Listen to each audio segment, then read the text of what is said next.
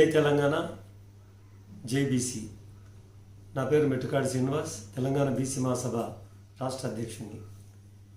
BC బంధువులందరికీ ఈ మాధ్యమం ద్వారా విజ్ఞప్తి, మరొక మారు ప్రభుత్వం బీసీల ఆశలపై నీళ్లు జల్లి బీసీ సంక్షేమాన్ని పూర్తిగా నిర్లక్ష్యం చేసిందనేది మనకు నిన్న తెలంగాణ అసెంబ్లీలో ప్రవేశపెట్టిన బడ్జెట్ 2025 ద్వారా తెలుస్తుంది. మిత్రులారా, మొత్తం రాష్ట్ర బడ్జెట్ను 3,04,00,00,000 పైచిలుకు చూపిస్తూ ఎస్సీలకు 40,000 కోట్లు, ఎస్టీలకు 17,000 కోట్లు, బీసీలకు కేవలం 11,000 అంటే 11,000 కోట్లు మాత్రమే. ఇది ఎక్కడి న్యాయం అర్థమవుతుంది?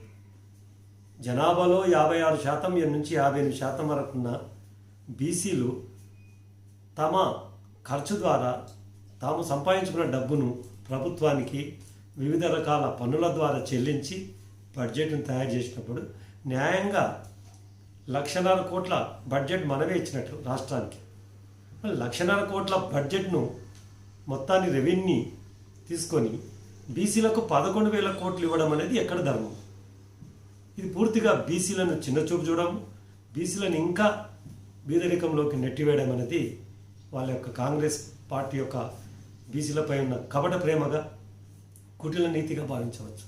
నిన్నగాక మొన్న అసెంబ్లీలో బీసీలందరూ సంతోషపడేటట్లు 42% స్థానిక సంస్థల ఎన్నికలలో రిజర్వేషన్ కల్పిస్తూ చట్టసభలలో శాసన మండలిలో అయితేమి శాసనసభలో అయితేనేమి బిల్లును ఆమోదింపజేసి కేంద్ర ప్రభుత్వానికి పంపారు. దాన్ని అందరం కూడా హర్షించాం, కృతజ్ఞతలు తెలిపాం. కానీ అది ఎప్పుడు వస్తుంది? పార్లమెంట్ నుంచి రావాలి, రాకపోవచ్చు, అది వేరు మాట. అయినా మేము మా యొక్క నిజాయితీతో అందరినీ, ముఖ్యమంత్రితో సహా అందరినీ కూడా మనము పొగిడి కృతజ్ఞతలు తెలిపాం. మరి ఒకవైపు ఆ రకంగా ఆశ కల్పిస్తూ మరొక వైపు నిజంగానే మాకు రావాల్సిన దాదాపు 1,00,000 కోట్ల బడ్జెట్ బీసీలకు కేటాయించాల్సిన అవసరం ఉంది. పోనీ 50,000 కోట్లు కూడా లేదు. గత ప్రభుత్వం కనీసం 21-22,000 కోట్లన్నా కేటాయించినట్లు దాఖలాలు ఉన్నాయి, ఇఫ్ ఐఎమ్ నాట్ రాంగ్. కానీ ఇప్పుడు ఏకంగా 11,000 కోట్లు ఏ ఉద్దేశంతో బీసీలకు మీరు కేటాయిస్తున్నారో చూపించాలి. ఎస్సీలు 50% లేరు, కానీ 50,000 కోట్లు, ఎస్టీలు 17,000 కోట్లు. ఇది ఎక్కడ న్యాయం? వాళ్ళకి ఏమైనా కేటాయించని మాకు సంబంధం లేదు, మేము దాన్ని తప్పు పట్టాం. కానీ మాకు 11,000 కోట్లు ఏ రకంగా మీరు కేటాయించి మమ్మల్ని ఇంకా బీదరికంలోకి నెడుతున్నారో ఖచ్చితంగా బీసీ సమాజానికి ముఖ్యమంత్రి గారు, బడ్జెట్ ప్రవేశపెట్టిన ఉప ముఖ్యమంత్రి గారు ఖచ్చితంగా మీకు సమాధానం ఇవ్వాల్సిందే. ఇది మా బడ్జెట్.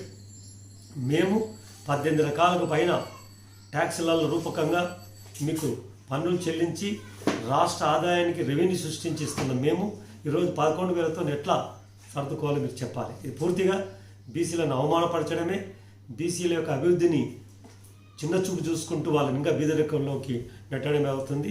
వెంటనే దీన్ని పునఃపరిశీలించి బడ్జెట్ను పెంపుదల చేయాలి, చాలినంత బడ్జెట్ ఇవ్వాలి. ఖచ్చితంగా మేమెంతనో మాకంత దామాష పద్ధతిన బడ్జెట్ పెంచాలి. కనీస వసతులను పక్కకు పెట్టి అవి డిడక్ట్ అయినాక మిగులు బడ్జెట్ లోపల ఖచ్చితంగా మా వాటా తేల్చాల్సిందిగా, లేకుంటే తప్పనిసరి దీన్ని తీవ్రతరం చేస్తాం. అవసరమైతే ఉద్యమ బాట పట్టాల్సి వస్తుంది.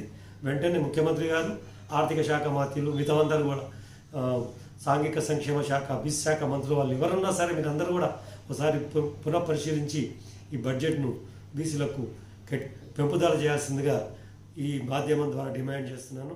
జై బీసీ, జై పూలే.